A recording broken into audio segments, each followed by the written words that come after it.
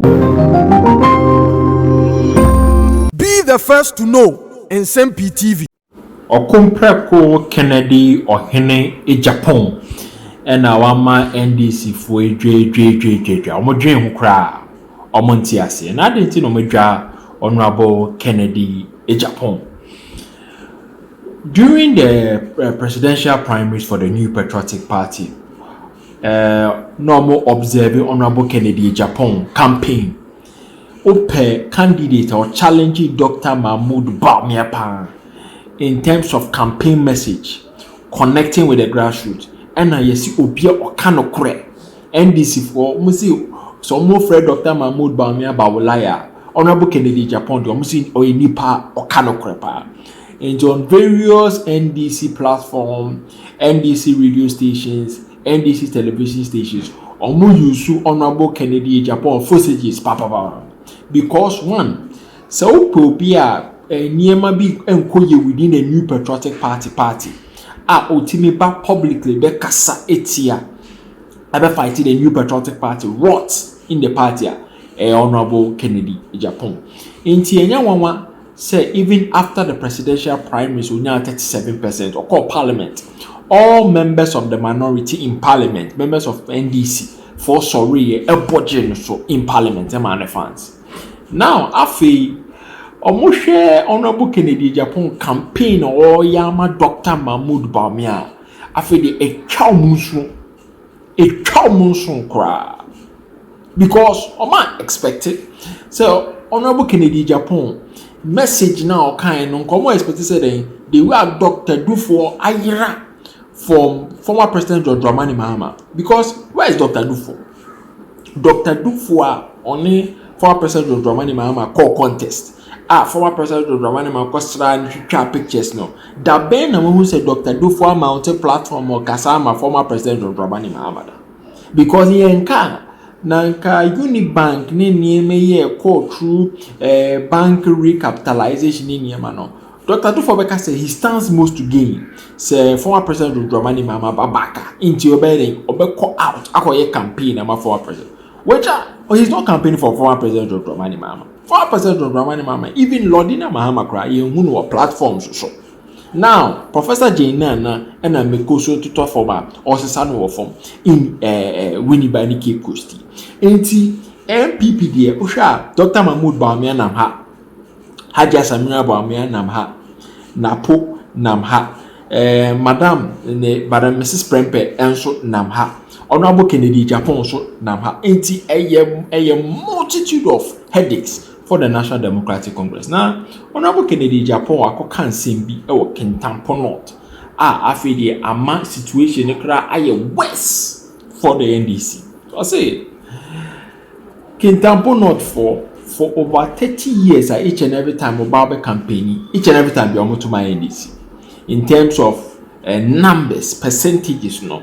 NDC for taking up the vote. Now over 30 years, a DM pa potin. Now National Democratic Congress I am omonka in terms of development, almost share or area how in terms of development, they are important on my head. Even appointment in Poye Nkofo from Kintampo North. Deputy Minister Pe and a Kintampo North for Enya. Na Kintampo North for only I for no kwapam. So mo dia two nim say because Canadian Honorable Kennedy Japan they playing or can play fan. Say developmental project from CNPP for you Bronu Bia so monsa account drip machines ni de kaka na or say mbusa ni maybe account. This time Omonto no one rejected the National Democratic Congress. Someone rejected the National Democratic Congress. Na omutuma the New Patriotic Party on one kasa de nisika obe kind cash obe throw check.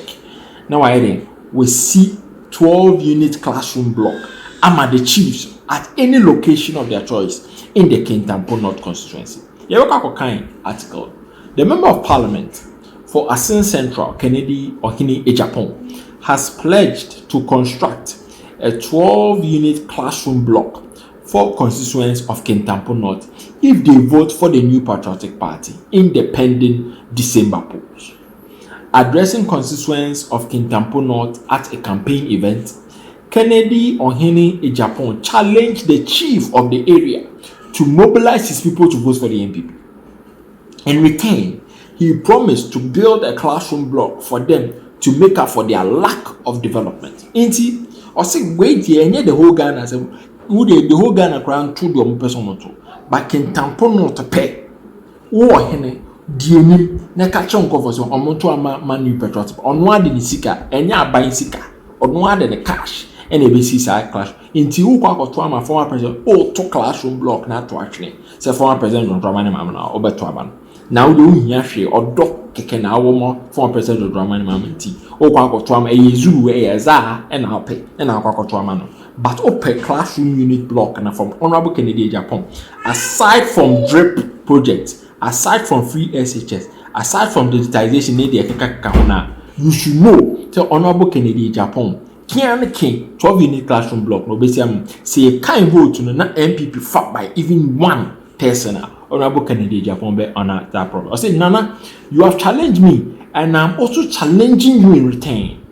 If you vote for the MPP in the December 7th elections, I will personally build a 12 unit classroom block as a reward.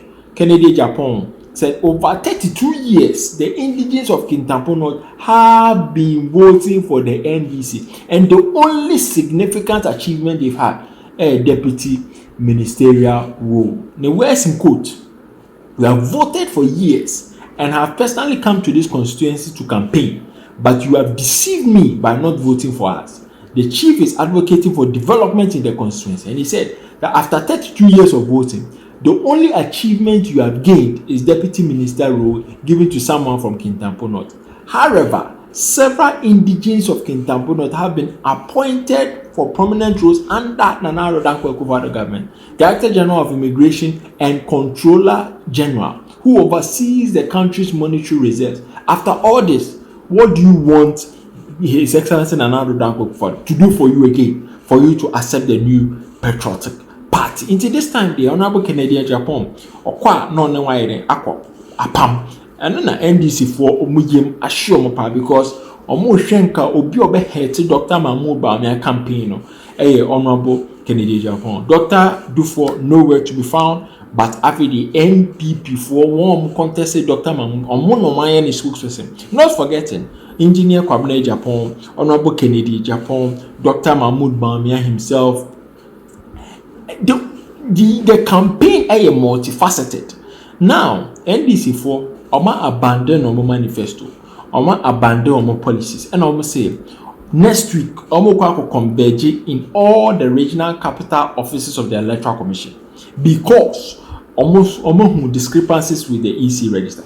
EC for also the press conference by say discrepancies are monfa mo discrepancies ba. She almost monfa evidence be ama EC and call it for forensic audit whether they like it or not. Coviton to say and aside obia so betima sorry say EC and also on forensic audit e working tampo and on forensic audit will mention the issues of the EC register yet the law and a solve and your boss me can the obia pay because there were 19 presidential candidates or contested for election. Obia betima campaign and mobilize can the person here based on the feelings on the gut feelings said EC for any. Now the NDC for canon and could see aga in any way. Okasai or PCFM on Kofi Tonto any din komo. Yanko tie nsema akoso ewo.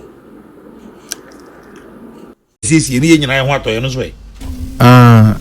Nana ya you see the tiene say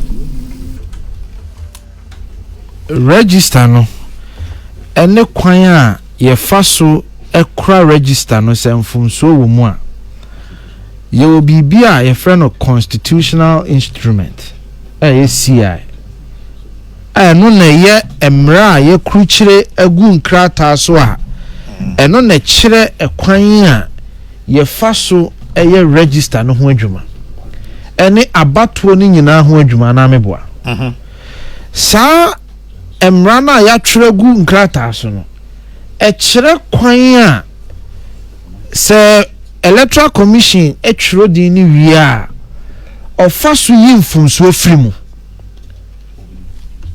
so ati ase Electoral Commission through the new year a kwanya of faso eyi edin no we correction no see ane kire emra wo ho ayede ye sabe oman ni nso ayetim no oman a omra ana emra man etimi mi kofitonto mimi ntimi sori prekope enko kan kire EC de onye ne nana ya onim bibi mimi free say ya the man independent auditor me nso me nyintum omfa mra me fie ne enye wo me fie say saying say mimi fie na mimi fie say oye na me nso menya gidie wo na da ofie ne eto aba na omo independent audit no na Ghana mbraso onye audit no. That is the point.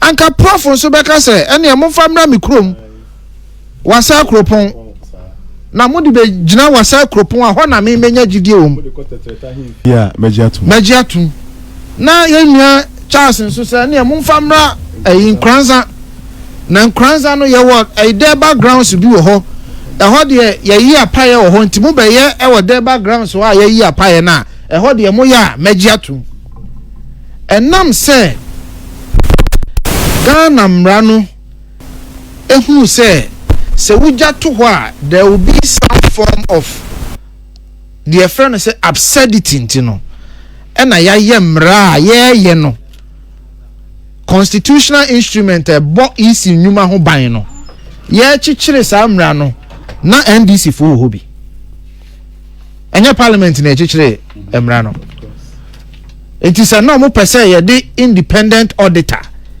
e ka ho ade na o ma make sure say sa abrofo no eko document bo isi ho bra no we can always make amendments. Entin kaya 2020 abanu wie ya ye den krata afoforo eko akọ prepare for the next election no you can make that recommendation na parliament nyina gia tum say okay ye ko enemy senfumso bi ana obi susu senfumso bi wo isi krata ho a yemfa nkoma content kra ogina brania onyina obi afa no no na mehwe mu no na ye dem rana ko na mrano a ye de ye adwuma osi yensisa mrano na wo omane boama wo de wo penie ana yesi Ghana no ye wo de the country doesn't belong to you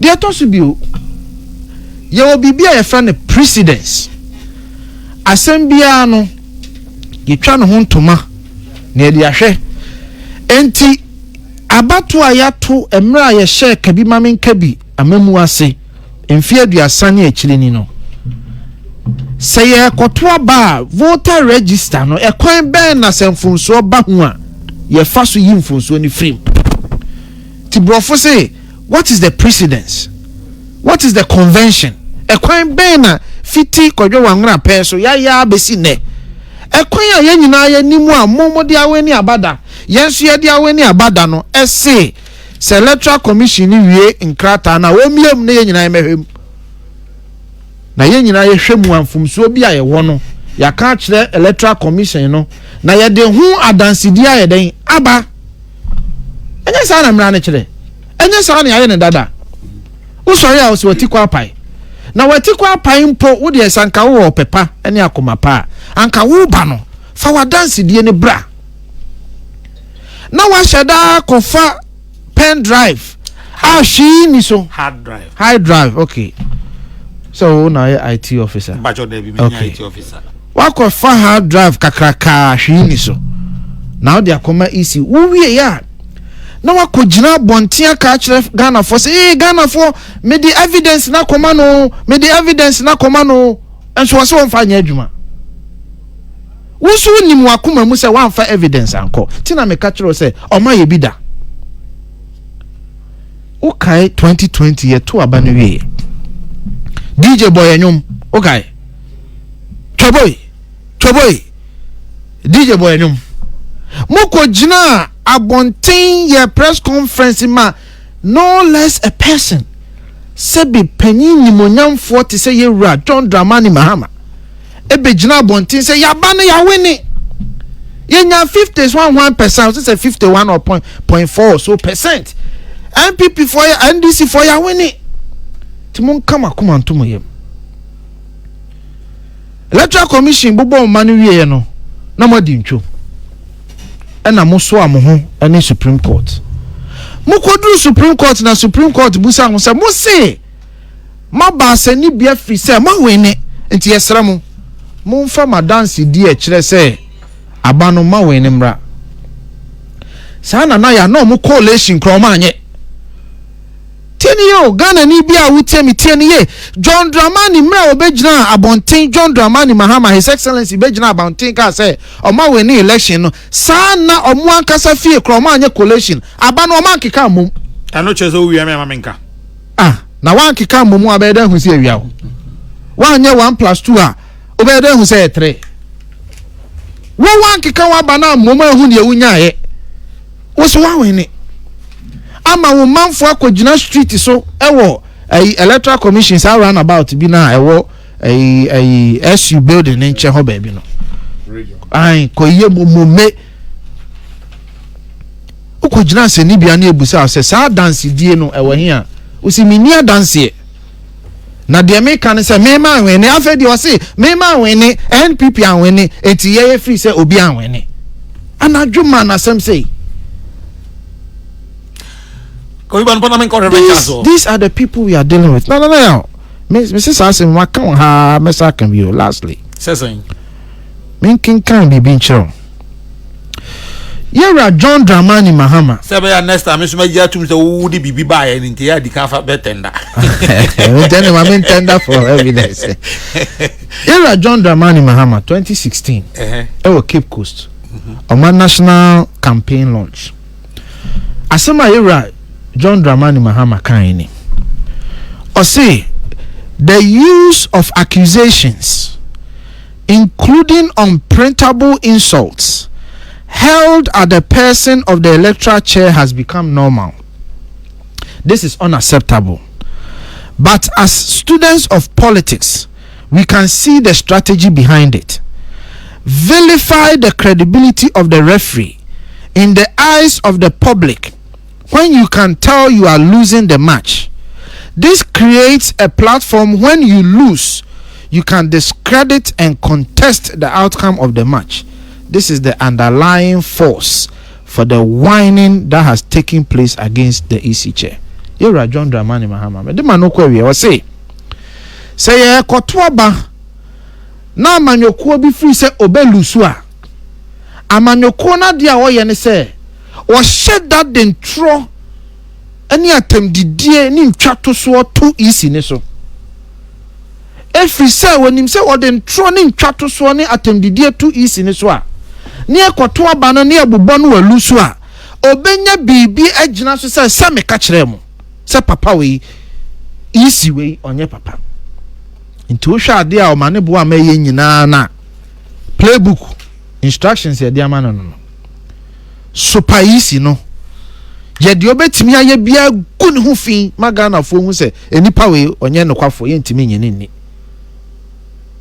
nana ya omedase menzo so medase papa da ha Ada bia ma minti o so ansana mako nana prof so but so we are always next week here prof ma me yi of course okay one year akropon fo ntwen so ma pom ho asema ma ye ma me na awudi ane ne esu ye ba na do omne ma unu ya na o na dinti o man kan se mo nko ye be betra ye ba bi na mama na kwa wi a gas ye be ba mo atom ye ba den tine ye ba be no munsu ni asan di moduane aka ho next time no obi be wu am be na jai ya ma busia foso yakọ dog ye sama oso yakọ pa enefom ene ya kase ene fiada ona wa hwe ma de hye nyina ya bobia yakọ okọ various hospitals in fact na say bi na me call mortuary ewo morgue ewo 37 na empenifo ni ade hye o me adwuma mortuary ahodo nya me hira o se o mayi o mo si ho na omoboa ai o sa kwa no so na anya easy okọ mortuary ahodo a e say aban mo wani ko ho na me amenu okoboy de e fe na o kan obeye o si ade yo Dr. Okoboy doc